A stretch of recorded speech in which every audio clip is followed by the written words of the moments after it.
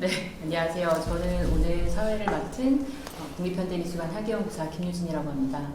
오늘은 그 어떤 갤러리에서 기획한 전시에 참여하신 세 분 작가님들과 작품에 대해서 그리고 기록과 시각예술에 대해서 전반적인 얘기를 나눠볼 계획입니다. 먼저 참여해주신 세 분 작가님의 인사말 그리고 소개를 한번 듣도록 하겠습니다.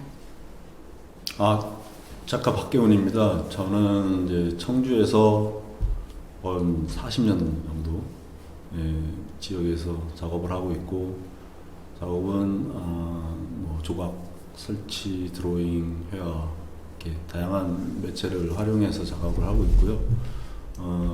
최근에는 이제 종이 작업을 많이 하는데 특히 이제 드로잉 쪽으로 굉장히 작업을 많이 진행하고 있고요. 지금 여기서 그 같은 지역에서 보는 또 미술도 있고, 또 제가 또 밖에서 보는 미술도 있고, 그래서 오늘은 사실은 그 기록에 대한 전시 또는 뭐 기록에 대한 주제로 지금 저희들 오늘 이야기를 나누고 있는데, 하여튼 뭐 굉장히 좋은 시간으로 진행이 됐었으면 좋겠습니다. 이상입니다.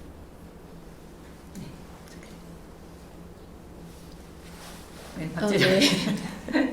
네, 안녕하세요. 박지혜 작가입니다. 저는 주로 영상 매체를 사용을 해서 작업을 하고 있고, 관계 맺기에서 발생되는 여러 가지 어떤 상황들, 그런 것들을 저는 하나의 형상으로 이해를 하고 그 형상들을 이미지화시키는 그런 작업을 하고 있습니다.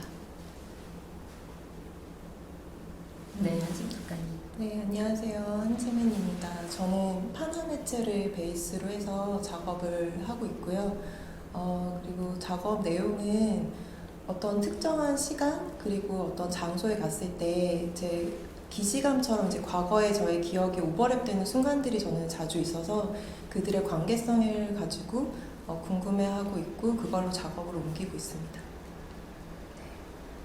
이번 전시 주제가 그 기록과 시각예술인데, 이번 전시에서 사실 매체별로 작가님들을 조금 나눈 걸로 알고 있습니다. 종이라든지 하나, 영상 이렇게 나누셨는데, 기록과 시각예술이라는 이번 전시 주제 측면에서 작가님들 작품과 기록이 어떤 연관성을 갖고 있다고 생각하시는지 말씀 부탁드립니다.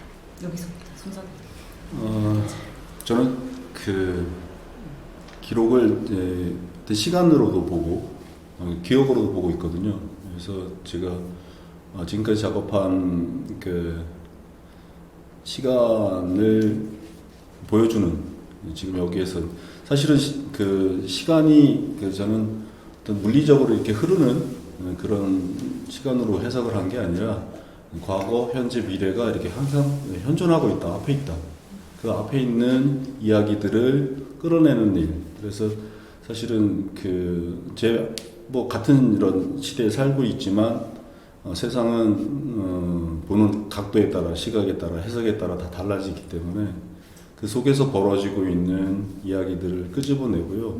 사실은 기록이라고 하고 기억이라고 하는 부분에서는 다양한 뭐 매체들을 다루시는 작가분도 계시고 기록도 있지만, 저는 그 시간이라는 것 자체가 일종의 어떤 흐름이 아니라 파편의 연속이다, 이렇게 계속 쌓여있는 파편의 연속이다. 그래서 그것이 과거는 또 현재를 이야기하고 또 현재는 또 미래를 이야기하기 때문에, 그런 기록을 그런 시간을 이렇게 좀 편집한다고 할까요? 수집한다고 할까요? 그래서 그걸 모아서 모으는 이렇게 수집가의 역할, 그것이 또 제가 또 취하고 있는 어떤 표현의 그 개념들로 지금 작업들을 이렇게 전개하고 있어요. 그래서 저는 시간을 재료로 또 쓰고, 시간은 항상 어떻게 보면 다시 봐야 되는 부분, 이렇게 생각을 하고, 그래서 그렇게 어떤 중요한, 제가 생각하는 매체는 사실 거꾸로 얘기하면 재료가 시간이다라고 하는 것도 굉장히 이게 좀 말이 안 될 수도 있는 부분이지만, 저는 이제 그것이 굉장히 중요한, 저한테는 작업하는 개념으로 작용하고 있습니다. 그러면 말씀하신 그 시간, 기록된 어떤 시간들이 연속성이 아니라 하나의 축적된 것들이라고 네. 말씀하셨는데 그 기록들이 뭐 이야기가 돼서 뭐 연결돼서 죄송합니다. 이야기가 된다거나 이런 것보다는 그 하나하나의 파편으로서의 기억이 별도로 그 존재하기를 의도하시는 건가요, 혹시? 근데 이제 그 화면 자체는 이제 그 여러 개가 오늘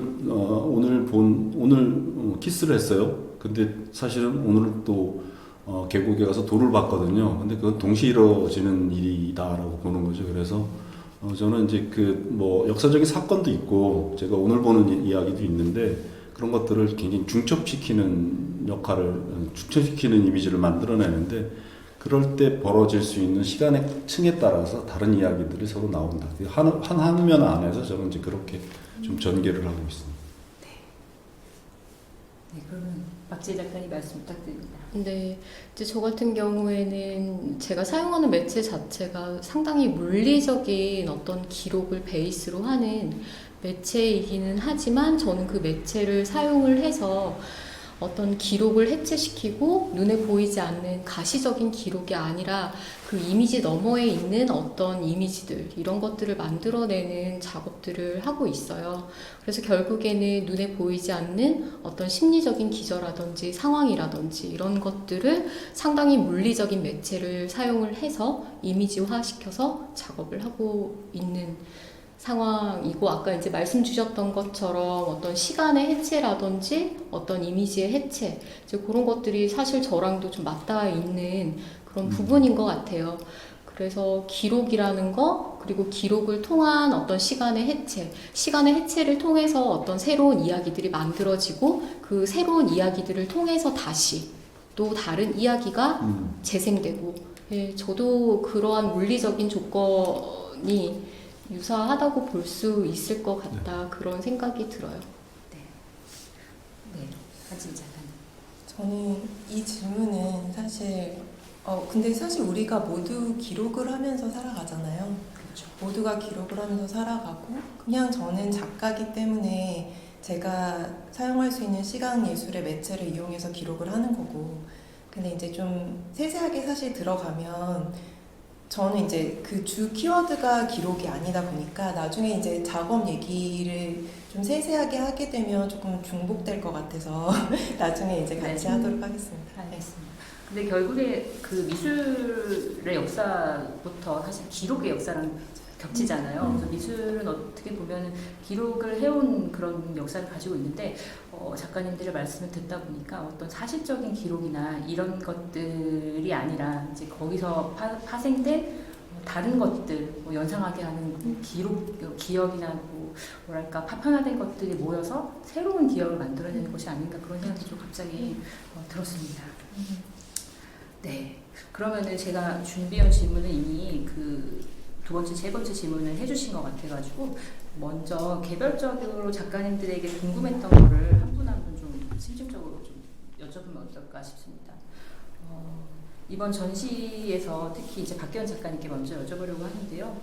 사실 작품의 이미지가 추상적이잖아요. 정확히 딱 봤을 때는 말씀해 주신 것처럼 어떤 기억이나 기록 이런 게 정확하게 눈에 들어오지는 않고 말씀하신 것처럼 쌓았다라는 표현이 있는 것 같아요. 그거를 말씀해 주셨기 때문에 이제 받아들이게 되는 건데 작품에 보면은 조금 다른 이미지들이 여러 가지 것들이 섞여서 쌓여있다 이런 느낌을 좀 받았어요. 근데 그 중에서도 평면 안에 입체로 흔적을 내주신 부분들이나 아니면은 아예 새로운 작품으로 만들어주신 것 중에서 저는 따옴표라고 생각을 했는데 콩나물 모양처럼 보이기도 하고요. 이 형상이 이제 전반적으로 작가의 작품에 다 등장을 하고 있어요.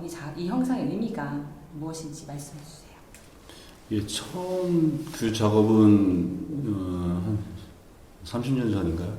그 정도 이전에 저는 이제 그 그 연약함, 불안함 그게 당시에는 이제 조각들이 저는 이제 조각을 전공했었는데 조각들이 굉장히 딱딱하고 견고하고 굉장히 힘이 많이 들어가고 무게감도 있고 그러다 보니까 이제 사실 그때 그 작업들은 대부분 어떤 대상을 좀 뒤집는 모든 작가들이 이제 그런 과정에 대한 생각들을 많이 했었는데 그러니까 이걸 좀 가볍게 만들 수 있지 않을까? 이걸 또 연약하게 좀 만들 수 있을까? 조각이 왜 이렇게 딱딱하고 고정되어야 되는가라는 것에서 사실은 출발을 해서 천을 바느질하고 아주 경쾌하게 나무젓가락을 깎아서 그 이미지를 또 만들고 그것이 평면화됐을 때는 어떻게 이 이미지를 또 만들어낼까 하는 게 출발이 시작이 됐었던 거고 그거는 이제 어떻게 보면 인간의 모습일 수도 있었고 나의 모습일 수도 있었고 무수히 반복되는 어떤 식물들의 어떤 그 연약함에 대한 부분이죠. 생명이 나올 수 있는 부분도 있었고. 그래서 그것이 이제 결국은 제가 어떤 이제 할머님이 돌아가시면서 죽음에 대한 생각들을 이해했었고 그때 재료들 자체들이 뭐 삼배라든가 이런 것들을 활용해서 대부분의 작업들이 이후에 또 질문에 나오는 내용이지만 이제 그거를 고정시키는 작업이 아닌 매다는 작업이라든가 벽에 붙이는 작업이라든가 기존의 어떤 조각의 설치 방법을 완전히 깨버리고 싶은 작업들을 전개했었고요. 그러다가 이 인간의 그 드로잉이 이제 사실은 뭐 깎고 오리고 바느질하고 또 뭐 조각해내고 하는 이후에 벌어진 것들이 이제 드로잉이고 최근 작업은 이제 드로잉이 많아졌는데 이제 프랑스의 프레드릭 또 지금 프랑스에 갔을 때 제가 1차 대전 당시에 그 전쟁 기념관이죠. 거기 가서 그 희생당한 사람들인지 이제 처음엔 몰랐어요. 근데 이제 굉장히 많은 증명사진 같은 것이 벽에 붙어 있었는데 굉장히 위압적이었었고. 근데 위압적이다 보니 이게 굉장히 사람의 얼굴로 다가온 게 아니라 하나의 그 어떤 생명체로 다가왔어요. 그래서 그것이 써 있는 게 missing of the 그 썸이라고 해가지고 소매를 놓치다. 그러니까 실종자였던 거죠. 예, 실종자였는데 그 작업을 10월달에, 9월달에 이제 거기 가서 이제 그런 걸 보면서 프랑스와 또 한국에서 온 내가 이렇게 어떤 그 지점에서 이 작업을 해야 전개해야 될까 하는 부분에 의문이 생겨서 이제 그런 부분 박물관을 돌아다니면서 본 내용이었고 거기서 본 그 이미지를 가지고 제가 그걸로 드로잉을 하기 시작했고요.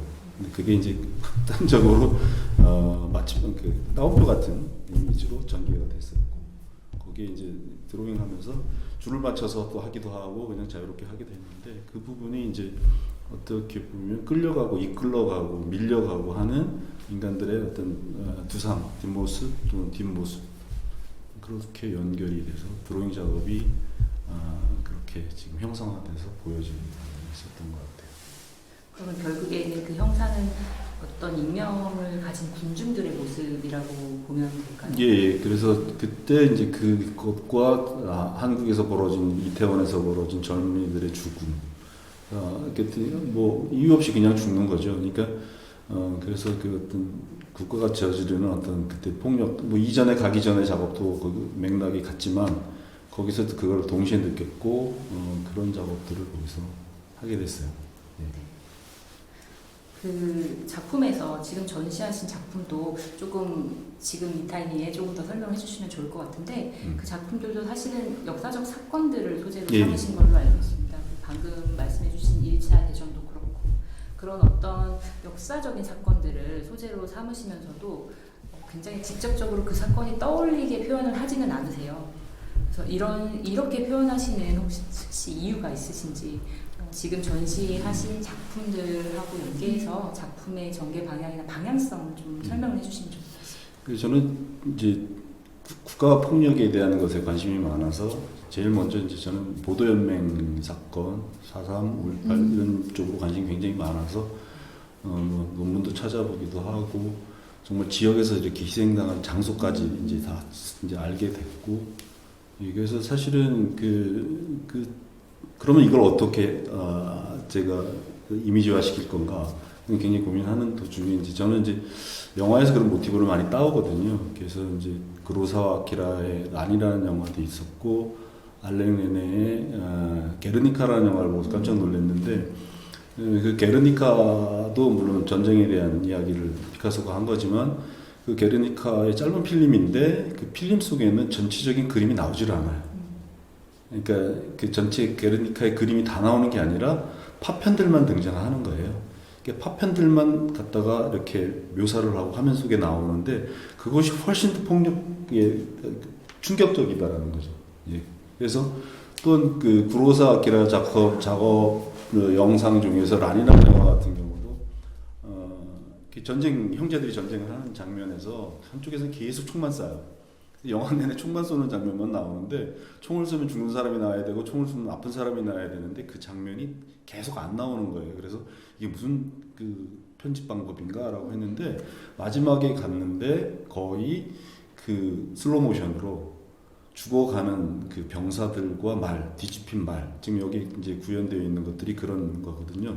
그 작품과 연관이 있는 부분이고, 그런데 그 부분이 훨씬 더 그 충격적이고, 예, 그 뭐 죽음에 대한 폭력에 대한 것들이 더 많이 다가오더라고요. 그래서 사실은 저도 이제 이거를 직접적으로 보여주는 것과 사실적으로 이걸 금방 알게 하는 전달 방식 분명히 있는데 저 방법보다는 이거를 한번 더 생각해 보게 하는. 그러니까 결국은 저는 이제 우리는 이미지를 보고 항상 이해를 하잖아요. 근데 저는 이제 제가 여러 개의 작품을 이렇게 파편들을 나눠놓고 하는 작업들은 뭐 그림 한 3초 보고 지나가는데 제가 만들어내는 건 10개, 8개 이렇게 연속되는 부분이었었고, 그 부분 속에서 이 폭력이 얘기를 해야 된다는 생각을 했었어요. 그 대상이 나를 얘기를 해야 된다라고 생각해서 그걸 기다리는 거죠, 관객이. 그래서 나열 방법으로 여러 개 쇼트들을 연결해서 한번 보고 지나갔는데 다시 이렇게 거꾸로 볼 수 있는 부분에서 관객을 좀 발목을 살짝 잡아보는 그러면서 그 이야기를 듣게끔 하는 그런 어떤 방식을 취하고 있습니다. 지금 답변해 주신 것을 생각해 보면은 사실 저도 작품을 처음 봤을 때는 뭔가 불안감 이런 느낌이 있기는 했었거든요. 근데 이제 정확히 어떤 얘기를 전달을 하시는지는 와닿지는 않았어요, 처음에는. 근데 설명을 작가님께서 해주신 거를 듣고 나서는 이게 이렇게 무거운 이야기들을 담고 있구나라는 생각이 그때서야 이제 좀 들면서 뭔가 그냥 봐서는 안 되는 작품이다라는 생각을 하게 되기는 했습니다만, 관람객들이 이 사건을 떠올리려면은 확실히 설명은 있어야 될 것 같다라는 생각을 했어요. 그래서 의도적으로 이 작품을 보면서 관람객들이 해당 사건을 떠올리지를 않기를 원하시는 건지, 아니면 혹은 어떻게 뭐 설명을 봐서라도 인지를 하기를 원하시는 건지, 이게 전달을 어떻게 하기를 원하시는 건지. 전달은 정확하게 모르겠는데, 제가 이제 그거를 직접적으로 설명하기 이전에 사실은 관객이 이해했으면 좋겠다라는 생각이 있죠. 예, 그건 기본 깔려 있는 거고.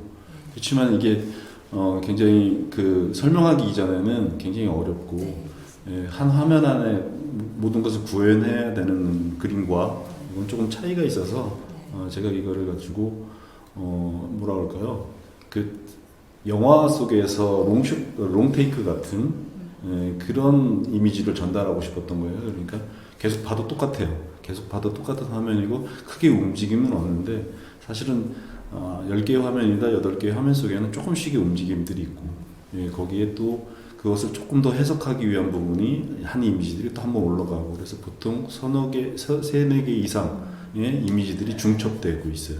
예, 그래서 소통에 대한 부분은 저는 이제 어떻게 적극적인 어떤 표현이 필요할까라고 생각은 해봤는데, 아까도 말씀드렸듯이 공포를 그냥 직접적으로 보여주는 것보다는 한 번 더 지나서 다른 방식으로 조금 보여주는데, 역시 공포는 있는 거죠. 네, 알겠습니다. 아까 조금 전에 조금 설명해 주시기는 했는데, 추가로 좀 더 설명을 듣고 싶어서 질문을 드리자면은, 평면의 종이 부분을 일부러 오려내서 입체적인 느낌을 전달해서 어떤 조각과 입체와 평면의 그 중첩점을 찾는다든지, 그리고 전통 한지를 사용하시는데 아크릴이나 오일 등의 재료를 결합하시는데, 이런 결합 방식일까요? 뭔가 이질적인 것들이 서로 같은 곳에 존재하는 것들이 의미가 있고 특정한 이유가 있으신지 좀 궁금합니다.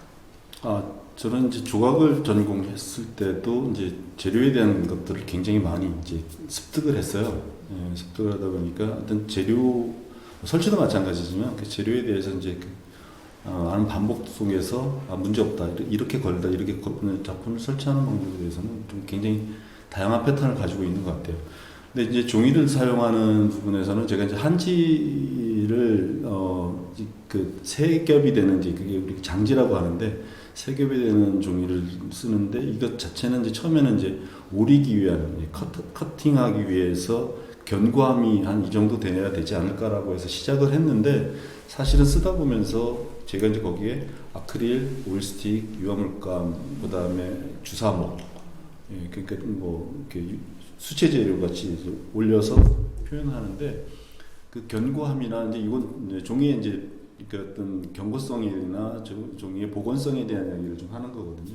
그래서 이것이 이제 이렇게 말았을 때나 이렇게 폈을 때 굉장히 복원력도 좋고 그래서 이제 사실 저는 뭐 유화를 그린 사람은 아니고 회화를 전공한 사람은 아닌데 그 복원력이나 이런 것이 굉장하다고 생각이 들어요. 그래서 써보지 않은 사람들은 이 부분을 뭐 동양하신 분들이라 쓰지만 그 외적으로 다른 분들이 그걸 쓰는 거에 대한 그 매체가 가지고 있는 그 가능성에 대한 것은 잘 모르실 것 같아요. 그래서 제가 이제 아까도 한 화면상에 여러 파편들이 올라간다고 하는데 저는 거기 재료들 자체가 이렇게 섞이게 만드는 거거든요. 아크릴 구스 외에 그 외에 뭐 이렇게 그다음에 유화목깔도 올리고 오일스틱도 올리고 그래서 그 중첩되는 부분들 그것이 제가 만드는 작업의 전체적인 내용과도 일치하고 그리고 좀 그렇게 표현해보고 싶고 각자 다른 그 물성이 충돌해 봤으면 좋겠는 것이 아까 제가 한 이미지를 고집하지 않고 여러 개를 넣어서 그 사이에 이제 충돌들이 있을 거라고 생각이 들거든요. 그것이 오는 것. 그다음에 이제 종이를 오리는 것은 제가 작가가 이렇게 이거를 분석하고 고민하고 있는 사실 어떻게 보면 자기 반영적인 요소가 굉장히 많이 작용을 하고 있다라고 생각이 돼요. 박계훈이가 이 작업을 했다라고 하는 거. 예. 작품 설치 방식에 있어서도 항상 액자나 이런 틀을 사용하시는 게 아니라 공중에 매달아서 날리듯이 이제 설치를 하시는데 이것도 처음에 말씀하셨던 어떤 불안감이나 연약함 이런 것들과 연계되는 거죠. 예, 그렇죠. 그렇게 오면서 이제 저는 사실은 뭐랄까요, 그런 방식도 사실은 어떻게 일방적이지 않다라는 거죠. 그래서 뭐 모든 작품 지금까지 작업했던 작업들이 대부분 조각도 물론 굉장히 묵직한 조각도 다 공중에 매달려 있었어요. 예, 그래서 그것을 가지고 사실은 처음에 제 작업도 콩나물을 오리고 콩나물 옆에는 오리고 바느질을 하는데 쓸 수 있는 방법이 없어요. 세울 수 있는 방법은 의지가 필요하고 어떤 매체가 필요하죠.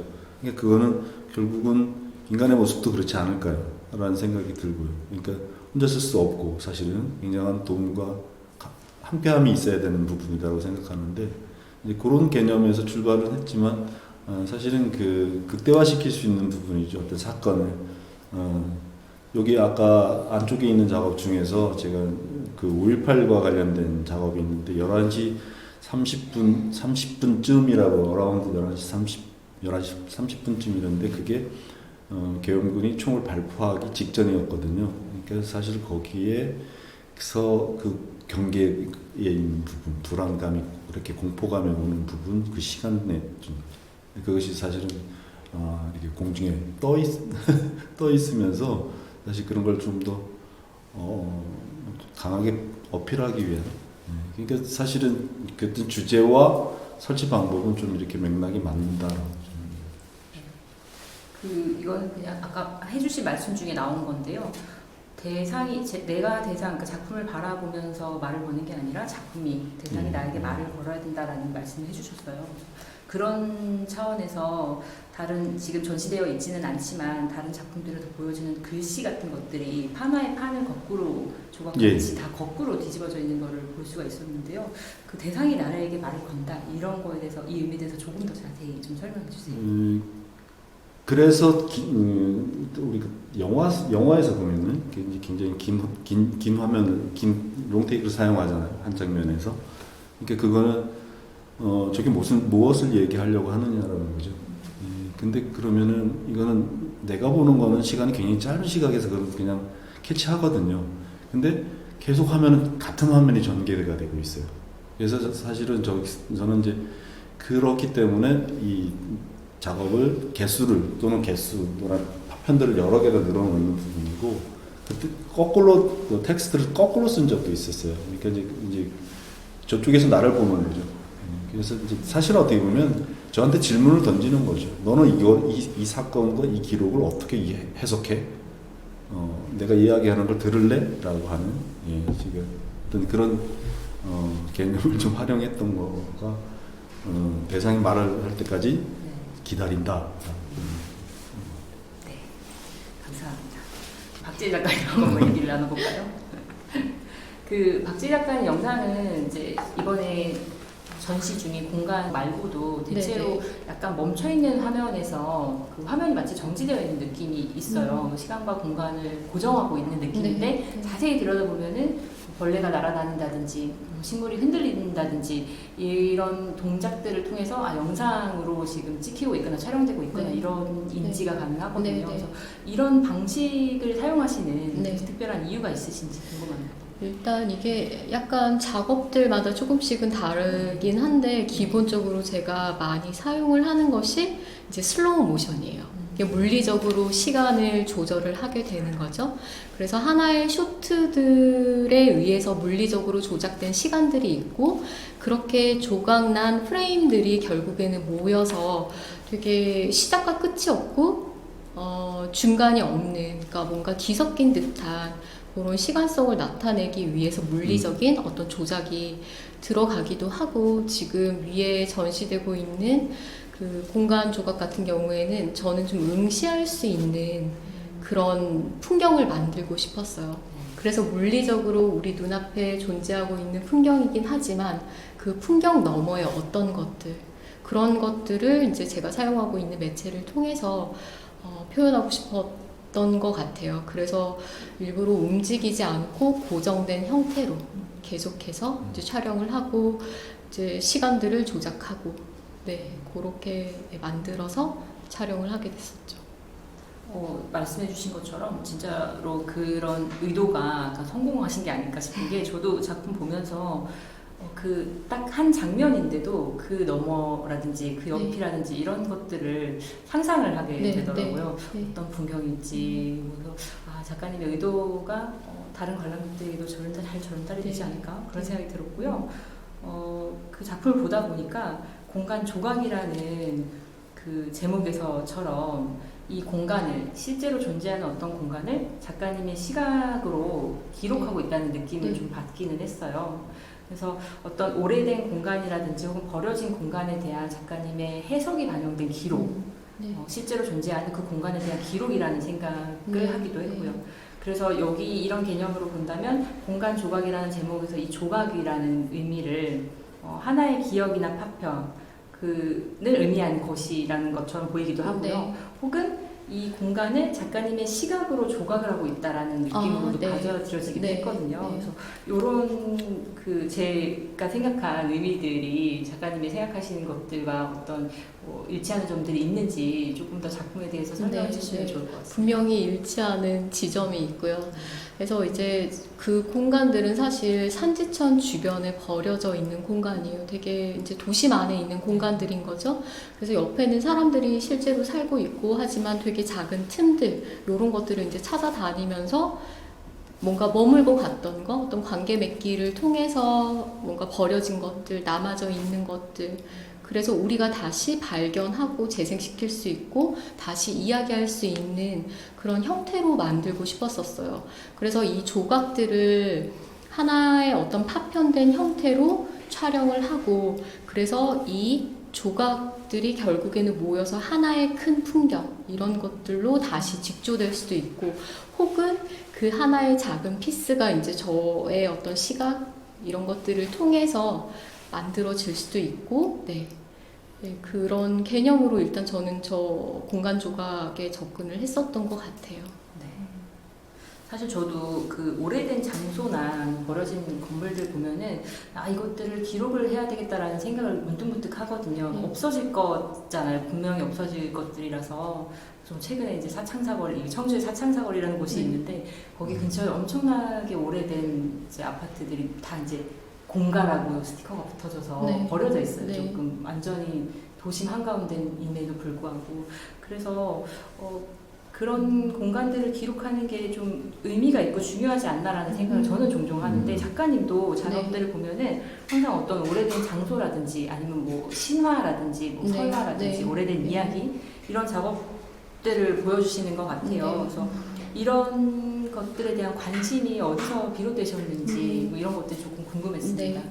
이거가 이제 오래된 이야기, 오래된 공간에 대한 특정 관심보다는 이게 천천히 이제 만들어지게 된 것 같아요. 제가 처음에 작업을 했었을 때 이제 동화라는 어떤 이야기 구조에 대해서 되게 매력을 느꼈었는데 그 이야기의 구조 자체가 가지고 있는 그 핵심 코어가 이중성이잖아요. 되게 양가적인 어떤 이야기들. 그래서 결국에는 되게 오래된 이야기일수록 그리고 많은 사람들에 의해서 계속해서 내려오는 어떤 이야기들은 되게 많은 레이어들을 가지고 있는 것 같아요. 그 레이어들을 해체하면서 제가 어떤 시각으로 투입해서 작업을 펼쳐나갈 수 있을지에 대한 그런 고민들이 같이 시작이 되면서 어떤 이야기의 형태들 그리고 그 이야기들을 가지고 제가 만들어낼 수 있는 어떤 이미지들 그게 공간 이미지가 될 수도 있고 사람의 이미지가 될 수도 있고 하나의 풍경이 될 수도 있고 혹은 뭔가 정형화되지 않은 어떠한 느낌이 될 수도 있고 정서가 될 수도 있을 것 같아요. 그래서 특별히 어떤 특정 공간보다는 조금 더 오픈되어 있는 상태로 이해를 해주시면 더 제 작업이랑 더 잘 이야기가 될 것 같습니다. 네. 그럼에도 불구하고 또 장소에 대한 얘기를 안 할 수가 없는데요. 네. 특정한 장소들이 어쨌든 작품 속에 계속 등장을 하다 보니까 네. 그런 점이 좀 궁금했어요. 이 장소들을 선정하시는 기준이나 어떤 계기가 있으실지 지금 전시 중인 공간조각 작품 같은 경우에도 제주도의 한 공간을 네. 촬영을 하신 네. 작품인데 여러 가지 공간 중에서 하필 이 공간을 선택하시는 어떤 기준점들이 있으실지 좀 궁금합니다. 네, 그 산지천 작 같은 경우에는 거기에 되게 포커스를 맞춰서 그 산지천 주변의 어떤 형태들을 제가 이제 파악하고 다녔던 것이고, 그리고 이제 그 전에 했던 작업들도 사실 이제 말씀 주시는 특정 장소라는 형태들이 분명히 있어요. 근데 다들 아마 저뿐만이 아니라 다들 그러시겠지만 어딘가 모르게 끌리고 어딘가 모르게 시선이 가고 더 많은 느낌들이 생겨나고 이런 어떤 글쎄요 공간이 될 수도 있고 사람이 될 수도 있고 네. 마찬가지로 그 지점들이 있을 거라고 생각하는데 그 지점들을 뭐라고 이야기할 수는 없을 것 같아요. 그러니까 논리적으로 정의 내릴 수는 없지만 그 작업적 대상에 맞춘 어떤 작가의 시각이라든지 이런 것들이 반영된 공간이 될 수 있지 않을까요? 저도 요거 사실 얘기를 듣고 되게 고민을 많이 했었는데 정말 논리적으로는 설명하기 힘든 부분인 것 같아요. 네, 가령 어떤 이렇게 드로잉을 하시면은 어떤 색채를 썼을 때 내가 어떤 걸 골라서 사용을 하는 것이 아니라 그 고르는 범위 안에서 계속해서 조화롭게 이루어지는 어떤 형태들이 있잖아요. 그 형태들이 결국에는 제가 그 공간들을 파악하고 수집하고 그리고 기록하는 그 시선이지 않을까 생각이 드는 것 같아요. 네. 네, 잘 알겠습니다. 공간 특정이 어떤 공간이나 이런 게 중요하다기보다는 여러 가지 이야기들이 있는데 네. 이제 그 중에서도 이번 작품 같은 경우에는 그 산지천이라는 공간에 특별히 이제 계기 어떤 뭐 논리적인 계기라기보다는 마음이 같다 이렇게 네. 좀 생각을 네. 되겠죠. 네, 알겠습니다. 그 작품 영상을 보다 보면은 그 마지막에 자막에서도 공개를 하셨는데 조르주 페렉의 공간의 종류들이라는 네. 책에 나온 그 문장들을 자막에 참고하셨다고 되어 있으세요. 네. 그래서 조르주 페렉의 공간의 종류들을 보면은 저도 여기서 인상 깊었던 게 그거였거든요. 이제 뭐 대부분의 사람들은 시간에는 집중을 하지만 공간에는 집중을 잘 하지 않는다 뭐 이런 것들이 있었어요. 그래서 특별히 이 책을 자막으로 사용하신 이유가 있으신지 좀. 이제 이거를 이제 제가 문장들을 발췌하고 이제 각색을 해서 사용을 했었는데 이제 조르주 페렉 같은 경우에는 이 공간들이 어떻게 탄생하고 발견되고 그것들을 우리가 어떻게 기록하고 그런 것들에 대한 내용인데 전 되게 재미있었던 게 어떤 되게 관찰자의 입장인데 이것이 거시적인 형태가 아니라 되게 내부의 어떤 형태에서부터 출발하는 그 점이 저에게는 되게 매력적이었거든요. 그래서 그 문장들을 바탕으로 해서 사실 이게 그 영상의 프레임들이랑은 맞아 떨어지진 않아요. 근데 이게 어느 순간 일치되는 경우가 있고 혹은 아예 이제 동떨어진 어떤 것으로 존재하기도 하는데 그 순간 맞아 떨어지는 그 감각들이 저는 상당히 흥미롭다고 생각을 했거든요. 그래서 그 문장들을 사용을 해서 작업을 진행을 하게 됐었습니다. 평소에도 책을 많이 보시고 좀 활용을 하시는 편인가요? 저는 책 읽기를 좋아합니다. 네. 네, 감사합니다. 그러면은 이제 마지막으로 한지민 작가님 작품 얘기를 좀 해보도록 할게요. 작가님 작품에서 처음에 제가 궁금했던 거는 이제 판화의 기법 중에서 소멸법이라는 거였어요. 그래서 그냥 소멸이라는 것 자체가 기록과 굉장히 연결이 많이 된다는 생각이거든요. 기록은 소멸되어 가는 것들을 좀 붙잡아두려고 하는 측면이 있는 것 같아서 그래서 전혀 그 연관성이 없는데도 불구하고 이 소멸법이라는 기법이 굉장히 특별하게 다가왔는데 이 기법에 대해서 좀 설명을 좀 부탁드립니다. 조금 베이스 설명을 조금 드리면 원래 이제 볼록 파나라고 이렇게 볼록 파나는 이제 볼록한 부분에 잉크를 먹여서 찍는 파나잖아요. 쉽게 설명을 하면 아마 초등학교 때 한 번씩 해보셨을 거예요. 고무 파나 해보셨죠? 고무 파나에 이렇게 드로잉하고 조각도로 파서 롤러에 잉크를 묻혀서 찍는 그런 기법인데 저도 똑같이 그 기법으로 다 작업을 하거든요. 대신에 다른 거는 판이에요. 그래서 고무판보다 저는 이제 리놀륨판이란 판을 쓰는데 좀 더 단단해요. 그래서 이제 좀 더 세밀하게 작업을 할 수 있거든요. 근데 이제 원래 볼록파나 기법에서 소멸법이라는 기법이 있어요. 근데 거기서 쓰는 소멸법은 왜 쓰냐면 원래 이제 여러 색깔을 다색을 찍으려면 판이 여러 개여야 되잖아요. 색깔별로. 근데 그거를 한 판을 가지고 여러 색을 찍기 위해서 이제 생겨난 게 소멸법이에요. 그래서 한 판에다가 드로잉을 하고 드로잉을 다 파지 않고 일부만 파고 찍고 그 다음에 또 이제 일부만 파고 찍고 그렇게 해서 밝은 색부터 점점 어두운 색까지 이렇게 반복해서 이렇게 찍어 나가면 한 판을 가지고 여러 가지의 색깔을 찍을 수가 있거든요. 그러면은 이제 그때는 드로잉을 조금씩 파서 마지막 판에서는 완벽한 드로잉만 남아서 찍어내게 되는 거예요. 그게 원래는 소멸법인데 이제 제가 사용하는 소멸법은 조금 다른 게 완벽하게 이제 드로잉을 하고 처음에 그 드로잉을 완벽하게 다 파요. 다 파서 첫 판을 찍어요. 그 다음에 이제 저는 이건 제가 붙인 이름인데 칼 드로잉이라고 해서 조각도로 그냥 이제 그 드로잉을 없애기 시작해요.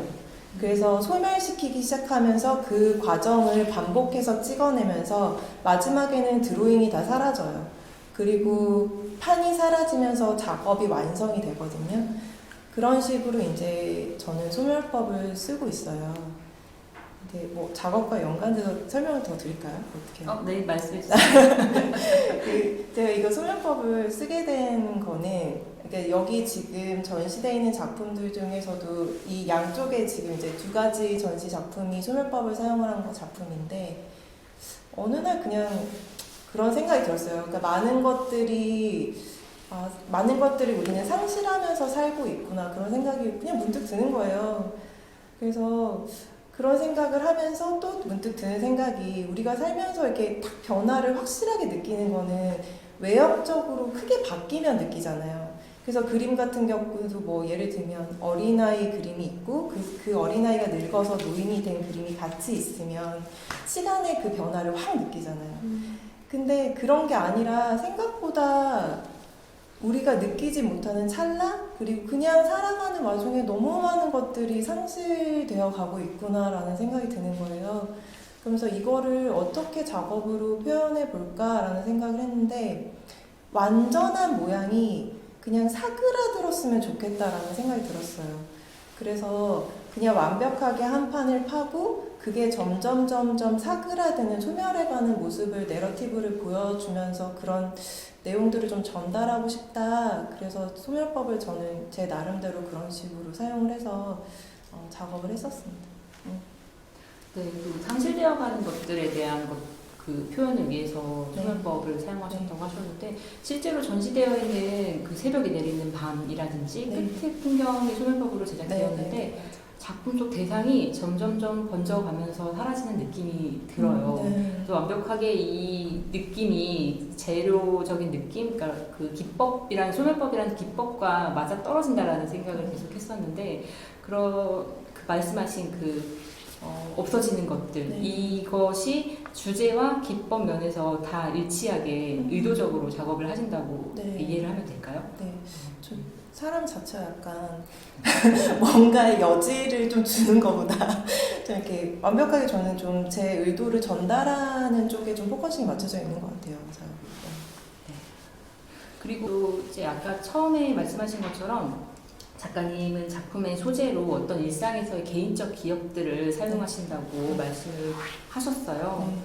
그래서 뭐 기시감이라든지 이런 얘기들을 해주셨는데 지금 전시되어 있는 이번에 전시에 출품된 C8이라는 작품도 개인적인 기억의 일환이라고 말씀을 하셨습니다. 그래서 조금 더 자세하게 이 작품에 대해서 기억과 뭐 어떤 연관성을 어떤 개인적 기억을 가지고 계신지 이런 것들 조금 더 자세히 설명 부탁드립니다.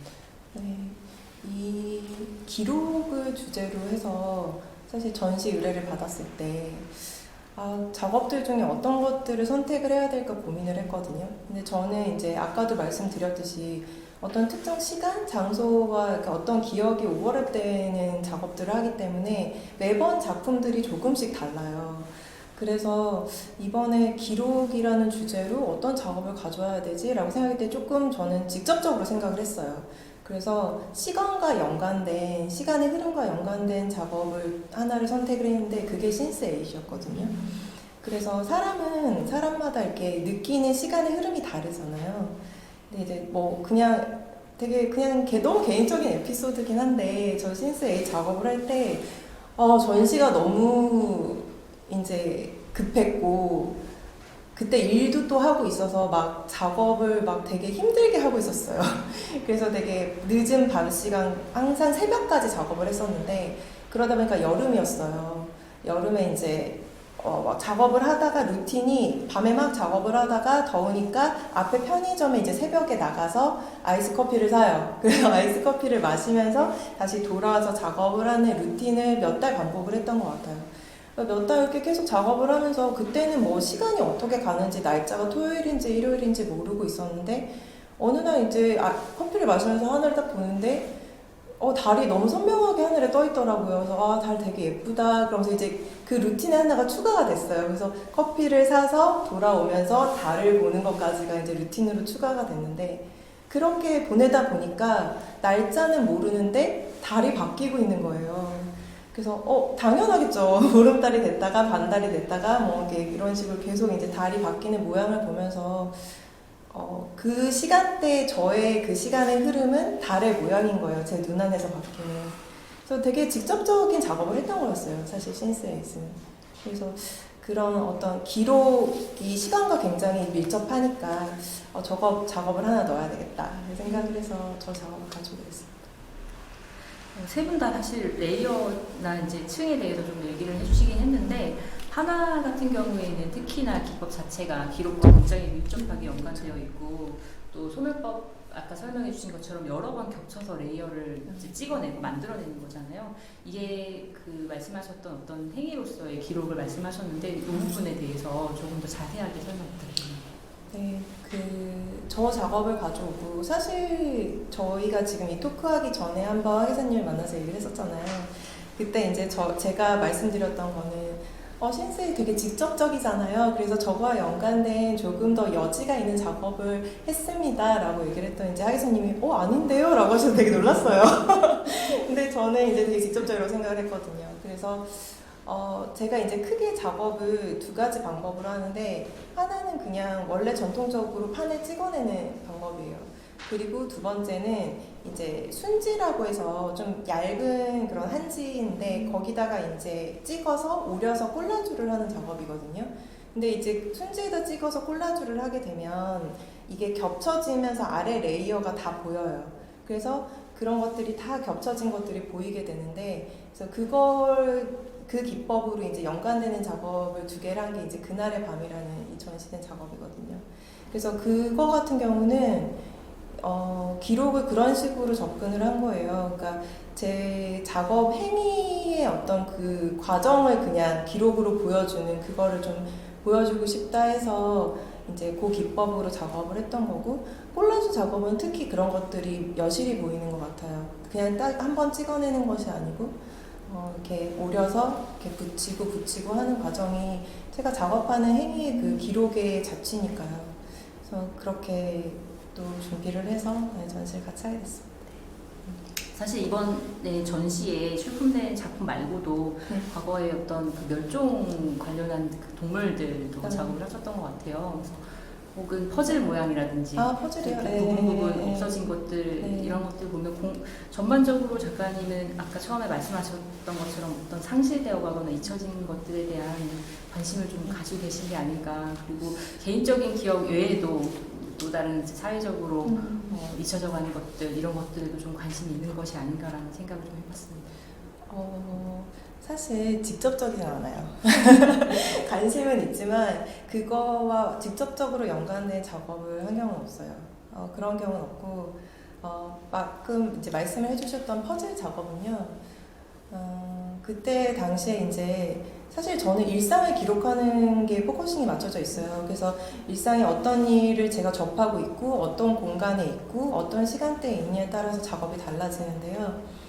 그 작업, 퍼즐 작업 그게 나왔던 때는 사실 환경 문제를 의도적으로 좀 얘기를 이 타임에 한번 하고 싶다, 작업을 하고 싶다는 생각을 원래는 했었어요. 그래서 제가 유튜브를 막 보면서 환경 문제를 되게 많이 보고 있었는데 결국엔 그 작업을 하진 않았어요. 근데 어떤 생각이 들었냐면 그때 제가 항상 밤 산책을 이렇게 막 많이 다니고 그 루틴으로 이렇게 다니고 있었는데 그러면서 이제 제가 사진으로 이제 자료를 평소에 모으거든요. 저는 이제 좋아하는 이미지를 어떤 주제로 가지고 이렇게 찍는 게 아니고 그냥 막 찍어서 평소에 막 모아놔요. 그래서 그거를 가지고 이제 나중에 소재로 작업을 하는데 그때 이제 밤 산책을 다니면서 막 좋아하는 이미지들을 막 찍어놓은 것들을 막 보면서 옆에는 환경 유튜브가 틀어져 있었어요.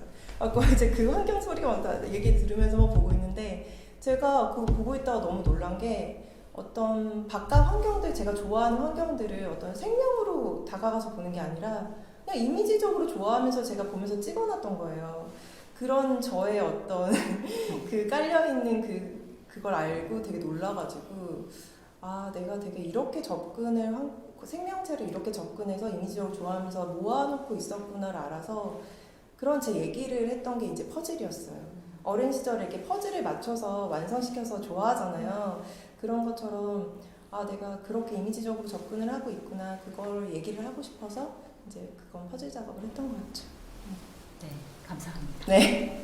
그러면 이제 마지막 질문 하나만 드리고 마무리를 하도록 하겠습니다. 세 분께 공통적으로 드리는 질문인데요. 어쨌든 이번 전시가 기록과 시각예술이라는 대주제를 가지고 있기 때문에 이런 걸 좀 여쭤볼 수밖에 없다는 점 양해 부탁드리고요. 어떤 시각예술로, 그러니까 미술이죠. 우리가 다루는 건 미술이잖아요. 미술로 역사라든지 사건이라든지 혹은 개인적인 기억들을 기록을 한다는 게 개인적으로는 어떤 의미인지 혹은 이런 것들에 대한 의견을 좀 말씀해 주시면 좋을 것 같습니다. 박기훈 작가님. 저는 그 역할이라고 보거든요. 어떤 예술의 역할. 이미 모든 예술은 파국 이후에 나온다. 저도 어머니가 돌아가시고 몰랐어요. 그 당시엔. 근데 사실 시간이 지나면서 복귀를 하면서 알게 되고 죽음을 애도하게 되고 슬퍼하게 되더라고요. 그러니까 사실은 저는 아까 말씀드렸듯이 같은 시대에 살고 있는데 사실 예술한다, 작업을 하니까 그 작업하는 사람의 역할 또는 제가 보는 세상이 있다라는 거죠. 그거를 어떻게 보느냐. 그래서 굉장히 예술의 역할 굉장히 중요하고, 그리고 이것을 어떻게 하면 제 방식대로 닮을까. 다 여기 같이 참여된 작가분도 그렇게 담고 있지만, 그래서 우선 굉장히 작업을 하는 사람에서 부채가 있는 거 아닌가, 그렇게 그래서 최소 세금 내고 살아야 되지 않을까라는 생각에서 그런 예술 역할이 중요하다 생각하고 그런 작업을 또 하고 있는 것 같아요. 네, 감사합니다. 지금 저희 모두 거의 모든 사람들이 기록이라는 걸 하잖아요. 그 기록이라는 행위들을 하고 계속해서 찍고 계속해서 녹화하고 모든 어떤 상황들이 기록의 연속인 것 같은데 저는 작가로서의 어떤 기록이라고 한다면은 내밀한 시선으로 포착하는 어떤 것이 될 것 같아요. 그게 상황이 될 수도 있고 현상이 될 수도 있고 역사가 될 수도 있고 그런 것들을 해야 되는 분명한 어떤 글쎄요 저는 의무라기보다는 반드시 해야 되는 그 어떤 약속 같아요. 네, 저는 일단 그렇게 접근을 하고 있습니다. 네, 그런 마음가짐이 있습니다. 네. 저는 글쎄요 역사적 사건을 다뤄본 적은 없고 개인적인 얘기를 하고 있는데 우연하게 제가 예전에 팟캐스트에서 들었는데 무슨 내용이었냐면 그 고대 이집트 유물이 발견이 된 거예요. 근데 이제 그거를 막 어떤 낙서같이 뭐가 써 있었어요. 그래서 그거를 이제 막 해석을 해봤더니 어떤 내용이었냐면 그 글이 어떤 일지예요, 일지. 근데 이제 왕이 이렇게 건축물을 만들어라 라고 사람을 모아서 시켜서 그 사람들이 이제 건축물을 막 만들잖아요. 그러면 이제 우리가 생각하기에는 되게 노예 부리듯이 부리고 막 되게 혹독하게 막 일을 시킬 것 같잖아요. 근데 저는 그런 선입견이 있었거든요. 근데 그 일지가 뭐냐면 조퇴 일지예요. 조퇴. 일을 하다가 조퇴하겠다. 그 이유들이 막 적혀 있는 거예요. 뭐로 적혀 있냐면 옆집 사람이 술 마시자고 해서 낮에 조퇴야. 막 이런 거예요. 그러니까 생각보다 너무 이제 유연했나 봐요. 그러면서 그런 생각이 들었어요. 그러니까 뭔가 모두가 알아야 되고 모두가 기록해야만 하는 그런 사건들의 기록 같은 것이 아니라 그냥 제 작업도 그런 일지 같다는 생각을 했어요. 굉장히 개인적이고 그냥 일상에서 너무 어떤 그냥 개인적인 얘기인 거예요. 그래서 저는 2022년 12월에 원래 개인전을 한번 했었어요. 개인전 했는데 그 연도는 되게 특별한 연도였잖아요. 우크라이나 전쟁도 있었고 그리고 이태원 참사도 10월에 있었고 그때 이제 저도 그런 것들의 영향을 되게 많이 받았고 그러면서 사실 작업에 그런 내용들이 녹아있긴 하지만 누가 봐도 제 작업에서 그런 거를 직접적으로 읽을 수는 없어요. 그래서 그런 그냥 정말 그런 일지 같은 기록할 필요는 없지만 그리고 굉장히 개인적이지만 그런 것들을 작업을 하고 있는 것 같아요. 그리고 뭐 글쎄요 어떤 의미가 있을지 모르겠네요. 충분히 의미가 있을 것 같습니다. 네. 지금 사실 오늘 휴일이라 다들 집에서 쉬셔야 되는 날이죠. 근데 지금 이 시간 거의 1시간쯤 됐을까요? 그 1시간 토막이 이렇게 영상으로 지금 기록이 돼서 어떻게 또 사용이 되고 어떻게 퍼져나갈지 좀 염려도 되기도 하고요. 네, 그래서 좋은 기록으로 활용이 되고 남아있으면 좋겠다는 생각을 좀 해봅니다. 여기까지 그러면 이제 작가분들과의 대화를 마치고 뭐 혹시 마지막으로 하시고 싶으신 말씀 있으실까요? 아니요, 저는 네, 없습니다. 네, 그러면 여기까지 마치도록 하겠습니다. 고생하셨습니다. 고맙습니다. 네, 감사합니다.